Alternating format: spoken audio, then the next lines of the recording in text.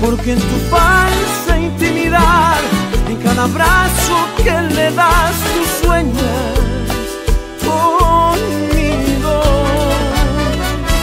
Soy el pecado que te dio nueva ilusión en el amor, soy lo prohibido. Soy la aventura que llegó para ayudarte a continuar en tu camino.